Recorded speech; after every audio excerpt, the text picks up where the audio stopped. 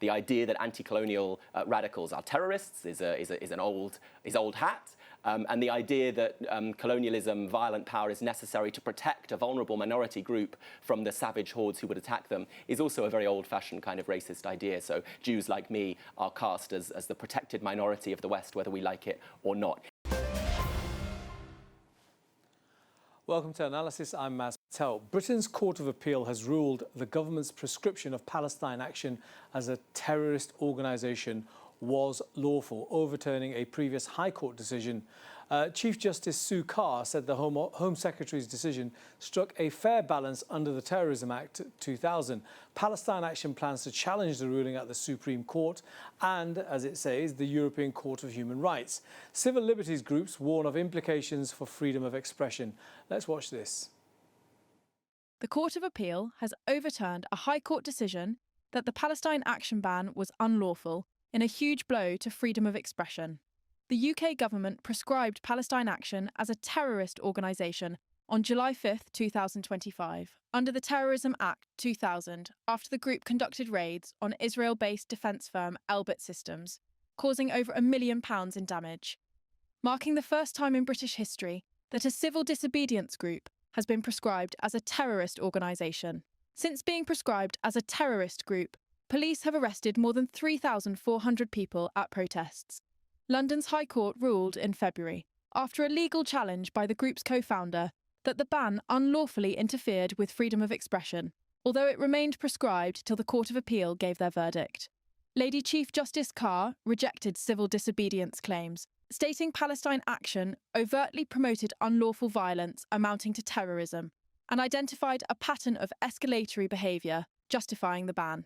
Palestine Action co-founder Huda Amouri announced in an article for the Tribune that today's Court of Appeal ruling is one of the most extreme attacks on free speech in modern British history, and that they will not stop fighting to overturn the ban on Palestine Action.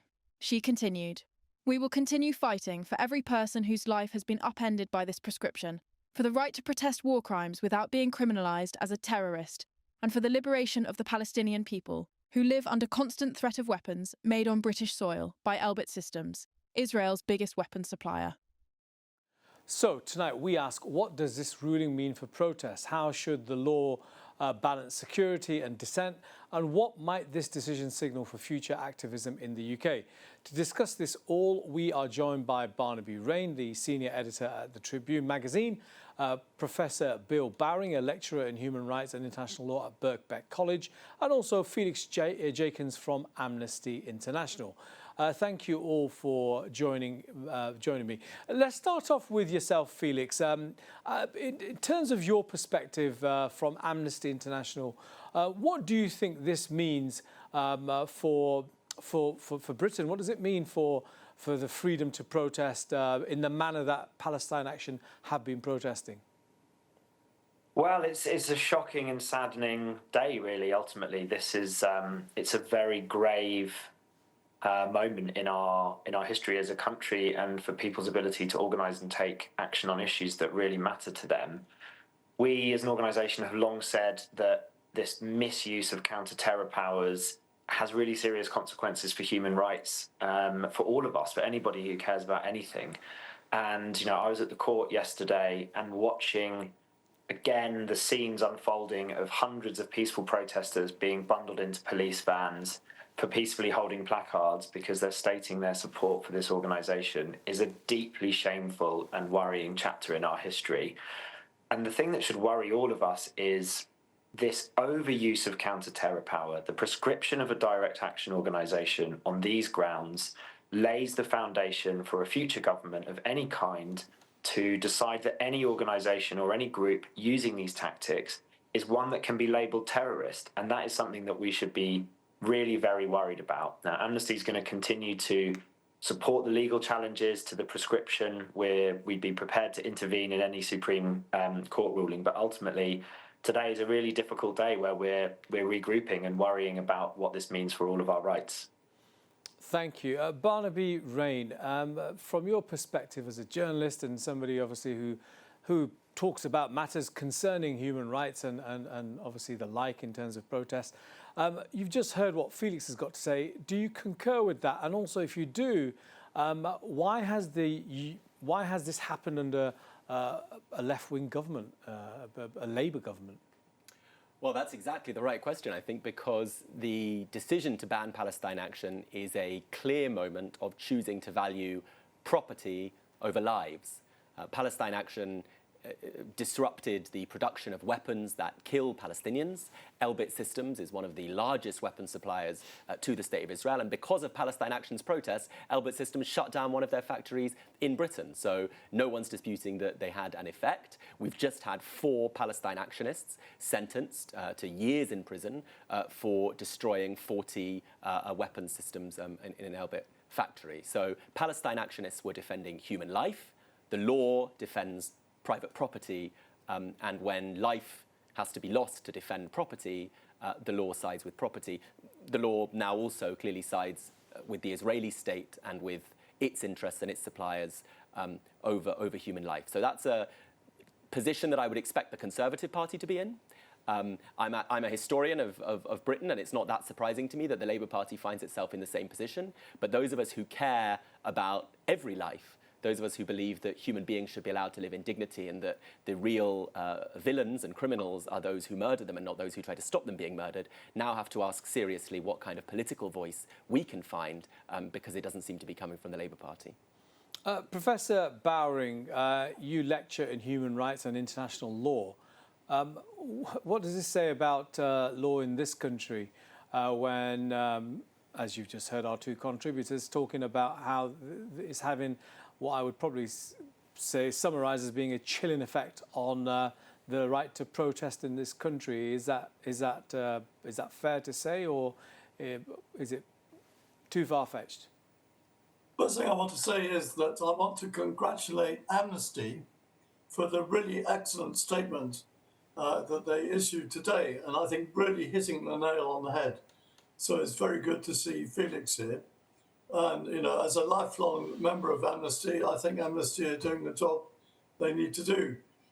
I don't think we can be that shocked in Britain, by the way, when you remember what we did in the British Empire and are still doing in former colonies. This is not the country with an unblemished record with regard to human rights, right to protest and so on. Can I just say, what really shocked me as well with the Lady Chief Justice yesterday was when she mentioned the suffragettes, whom she presented as having been a completely peaceful movement, which they absolutely were not. Mm-hmm. You know, the suffragettes, of course, were blowing up postboxes, which in the Lady Chief Justice's book, that is terrorism, mm-hmm. of course. And so I think that, you know, from a legal point of view, it's a monstrosity and, of course, a frontal attack on what are considered to be deeply held rights in this country. Also, it's a travesty of, you know, history. And my colleague from Tribune quite rightly mentioned that, and he's somebody who takes a close interest in it. And, you know, I think to add insult to injury, I would say, an insult to the long history of protest in this country. Okay, but Felix, critics of Palestine Action will say the country is not banning any solidarity for Palestine or the right to protest, although there's an argument that they have tried to actually curb those rights as well. But this particular matter is about using violence to promote, I suppose, your viewpoint on any topic, I suppose. Is there not something there that I suppose people can see? Well, you know, they have got some argument. I mean, you can't have people just going into factories and destroying millions of pounds worth of equipment or disrupting the RAF aircraft, etc. What do you say to that? So I think it's important to state that Palestine Action themselves would say that they're a non-violent direct action group. And there is a really important distinction here. So the grounds on which they have been found to be a terrorist organisation is that they have used, they've taken the approach of criminal damage to weapons production factories. Now, arguments about whether or not that was right or wrong in the context of a genocide have been dismissed in this case. But it is clearly, and there's one individual who's been convicted of grievous bodily harm, although not with intent. Palestine Action themselves are not a violent organisation. They don't use violent methods. They don't attack civilians. They don't target humans. They destroy property. And the expansion of the definition of terrorism to include the destruction of property is the issue that Amnesty has most concern for. So the idea that vandalising buildings or destroying property can be considered as terrorism it's a step too far. It's making the UK's definition of terrorism so wide-ranging that it's capturing behaviour that absolutely nobody on the street would consider to be terrorism. The intention is not to inflict terror upon a population, but to disrupt the supply of weapons here. And again, from Amnesty's perspective, their ultimate objective is almost irrelevant. Not that we don't care about the genocide in Gaza and the wider situation for Palestinians in the West Bank and other places. We absolutely do. Separating those two matters out, in this case, the fact is it is absolutely an overreach and a completely... It's just an obvious misuse of counter-terror powers to say that this is a terrorist organisation, and it's stretching the definition beyond breaking point. Barnaby, surely, though, you can't have people taking that sort of direct action and nobody does anything. Did you just put up with it? Is that the message then from those who are criticising this act and people being sentenced under terrorism? Is this the best way to do protesting? Well, I want a genocide to stop, and I think that disrupting the supply of weapons is one tactic that people can use in an emergency situation when we've seen refugee camps being bombed, when we've seen people being told to flee to places and then bombed in the places that they're told to flee to. In an emergency situation where the British state has been unwilling even to suspend its spy flights over Gaza assisting the Israelis. In an emergency situation when ordinary people, good people, have to take matters into their own hands, I think they can learn from history how to do that. It's been mentioned that when women were campaigning for the right to vote in this country, they engaged in acts of sabotage suffragettes. People even actually died as a result of some suffragette actions in order to win the right to vote. People will know too that the civil rights movement, now celebrated as an instance of peaceful protest, caused massive disruption to the functioning of a society that it said should not be allowed to continue functioning if its continued functioning was based on dehumanizing a part of the population, black people in the United States. The anti-apartheid movement said the same thing against the fascist state in South Africa. But in the face of enormous violence, many people believe that the ethical imperative is not to allow the society to keep running, but to disrupt that violence. And as has just been said, that is not the same as trying to terrify or even disrupt the lives of most ordinary people in order to force a society into submission to your demands. That's what a terrorist does. This is non-violent direct action, though I have to be careful how I say that now, because the British state deems that to express support for Palestine Action is to express support for terrorism. Just think about how dangerous that is. Just think about how dangerous it is to tell people that if they're upset about a genocide, they're terrorists. I think it's counterproductive. Professor Bowring, what does this mean for Britain's standing internationally? How are people going to be looking at Britain? You said that this is, in some ways, unsurprising because Britain has, has got history of these kind of actions, especially when it had an empire. So is it really that unsurprising? And secondly, in terms of Barnaby's earlier claim when he said that when he put Israel into the mix, what's your view on that as well? Many questions. So first of all, as a practicing barrister, I would say that the view of many of us was that the Terrorism Act, any case, is far too broad. Always has been far too broad.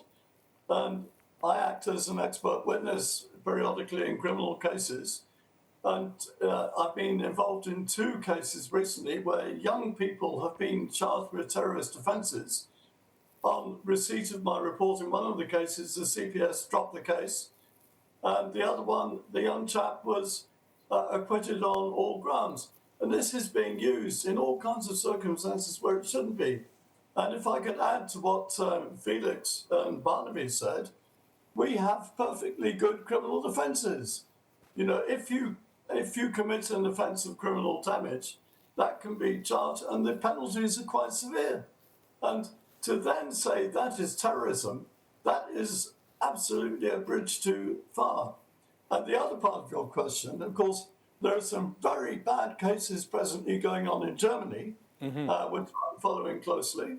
And of course, very few Western European countries don't have a bloody colonial past. And this is now, and of course, in the case of Germany, you had unconditional support for Israel in whatever it chose to do. Yeah. Of course, this is causing massive problems with civil liberties and human rights as we speak in Germany. But here we are in Britain. And I do think this is an outrage and is being recognised as such across Europe and across the world, and is pretty prominent in the media for good reason. I mean, we've mentioned the Supreme Court and the European Court of Human Rights. Trouble is that the police are already prosecuting hundreds of people as a direct result of the Court of Appeal decision. And I think they should go to the Supreme Court, but that will take time.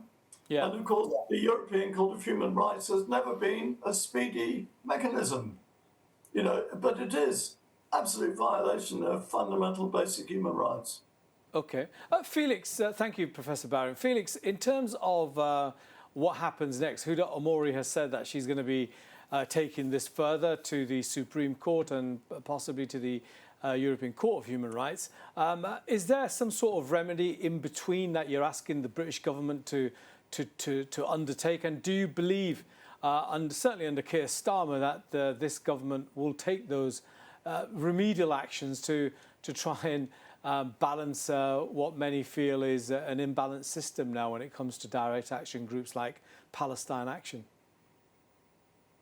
Well, given the ferocity with which the government has pursued this prescription and then defending it through the courts, it seems it'd be fantastical to imagine that they'll be reversing their position on it. Sure. In terms of next steps, the Courts of Appeal did enable, there were some grounds which were referred to as being possible for appeal. So the Court of Appeal can ultimately decide whether an appeal can take place, and the Supreme Court can as well.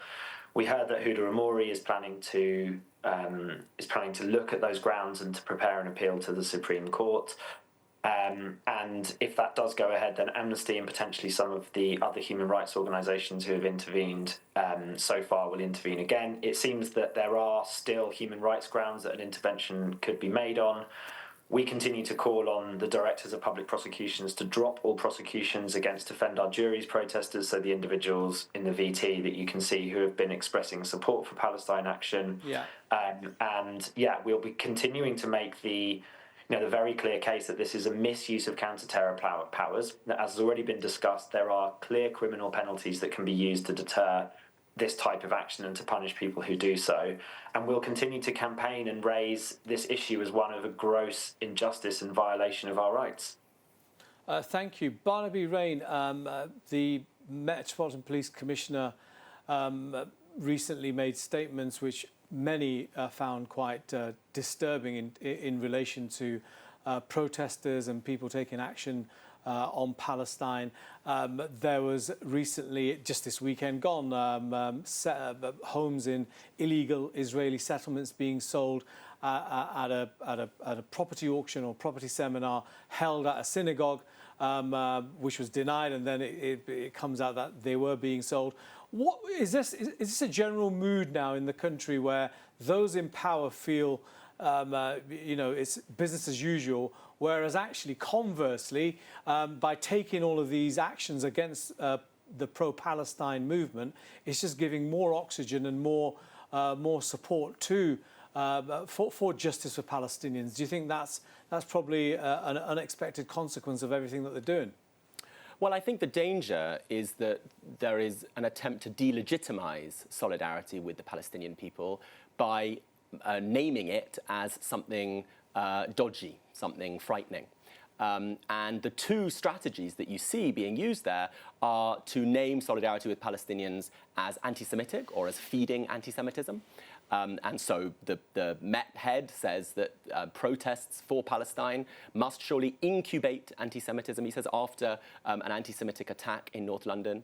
And we've had calls then to ban pro-Palestinian protests. That's obviously very offensive to me as a very proud Jew who marches with many other Jews for Palestine.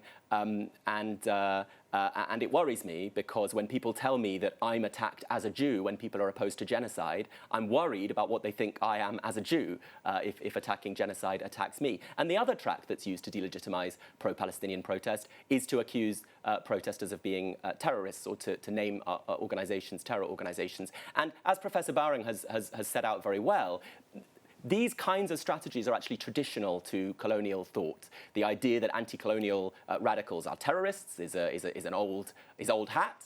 And the idea that colonialism, violent power is necessary to protect a vulnerable minority group from the savage hordes who would attack them is also a very old-fashioned kind of racist idea. So Jews like me are cast as the protected minority of the West, whether we like it or not. It's very important that we resist these kinds of moves, that we say that there's a genocide happening, there's decades of Nakba, of ethnic cleansing happening in Palestine, and to oppose these things is to stand on the side of universal human values and ultimately to hope for a life where everyone can live in peace. So those of us who believe that should be proud of believing that, and I'm very proud that at Tribune we've published Huda Amori's statement immediately after the ban, and people can go and see that on our website, stating Palestine Action's commitment or her personal commitment to appealing and fighting on. Professor Bowring, final word to all of you now. In terms of what happens next, are you? You didn't sound very hopeful that the Supreme Court or the ECHR might provide a remedy. Was that correct from me? Did I pick that up correctly from you? And whatever your answer is, either way, do you think ultimately this law is going to stay on the statute books? Has it got longevity, do you think? Well, first of all, can I salute Barnaby and the very large numbers of anti-Zionist Jews who are making their feelings known. And this is, of course, not just in Britain, but the United States has a huge anti-Zionist Jewish movement. Yeah. And across Europe. And Israel, of course, is in a really horrible situation at the moment. And the population in Israel will increasingly have to take responsibility as well for what is being done in their name in Gaza and the West Bank and now in Lebanon. So, but do you think the appeals will be successful, Professor Bowring? What I would say is, I say all the time that I don't think law is emancipatory, nor do I think the courts are emancipatory. And you can win victories in courts. And I've taken many, many, many cases to the European Court of Human Rights. Has that changed the world and have people become free? Well, no, I think it's been worth doing. I think at the end of the day, it is the public and public opinion and people. That's why the government are so terrified of these kind of protests, you see. Okay. But this is actually how we get things changed. Thank you, Professor Bowring. Final word to you, Felix. In terms of what people watching here could do to find out more information, give us some links that they can access, please. Yeah, so you can, if you go to the Amnesty website, you can find lots of information about our intervention in this case and our next steps. You can also take our action, calling on the various directors of public prosecutions who'll be responsible for bringing these cases through the courts. You can see there our press statement, and our partners, Liberty, who also intervened in the case, have published a really detailed and easy to read guide for people who are interested.